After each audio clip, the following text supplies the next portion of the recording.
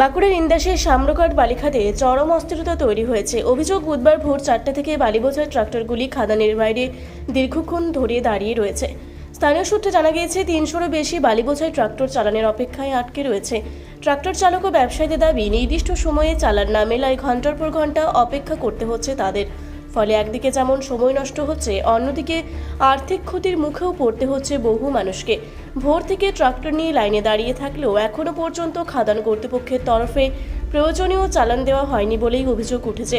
এই পরিস্থিতিতে খাদান চত্বরে অসন্তোষ বাড়ছে।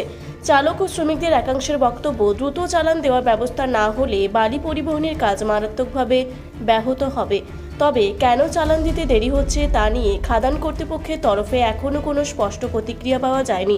স্থানীয়দের মতে, এত সংখ্যক ট্রাক্টর একসঙ্গে আটকে থাকায় এলাকায় যানজটের আশঙ্কাও তৈরি হয়েছে।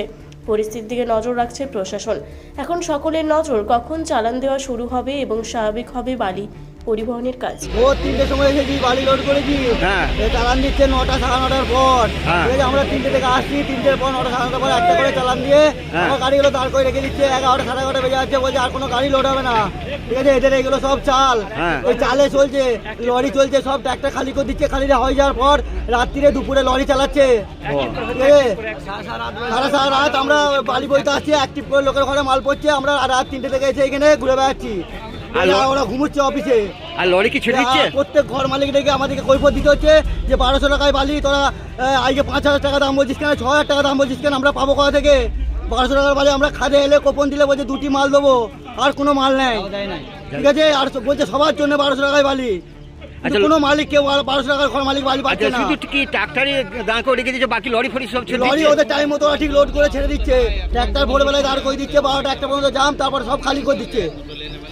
ওরা লরি চালাচ্ছে। আমার নাম পাপাই দত্ত, গ্রাম আমরাল। চালান এখনো পাইনি। কালকে লোড করেছিলাম ভোর 4টে, চালান পেয়েছি বেলা 1টা 1:30 চালান পেয়েছি। কিন্তু তারপরেও আর আমাদের বললো লোড আর দেবো না, লোড হবেও না। আর এই তারপর থেকে সব লরি লোড হয়ে গিয়ে লরি লোড করে সব বেরিয়ে গেছে। হ্যাঁ, এখন আমরা ভোর 3টে লোড করে দাঁড়িয়ে আছি, চালান এখনো পাইনি। কখন দিবে কোনো ভরসা আমরা পাচ্ছি না কোনো। আচ্ছা, চালান দিতে এত দেরি হচ্ছে কেন? তা তো বলতে পারছি। এদের উদ্দেশ্যটা কি?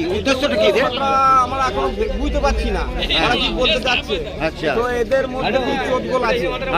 হ্যাঁ, চোদগোল আছে। সিন্ডিকেট চলছে না? হ্যাঁ, 1200 টাকা বালি সরকারের ঘোষণা, একদম অ্যাপ্লাই করে দিয়েছে। লোডিং ফিটিং 1200, সেই জায়গায় লাগছে আমাদের 1600। তাহলে যদি 300 টাকা যদি সরকার যদি বলেন চালানা কাটবো, তাহলে বাকি টাকাটা যাই কোথা? টাকাটা যাই কোথা? তাহলে 1200 টাকা ফিটিং, 1600 টাকা লাগছে কিসের জন্য? এটা সিন্ডিকেট।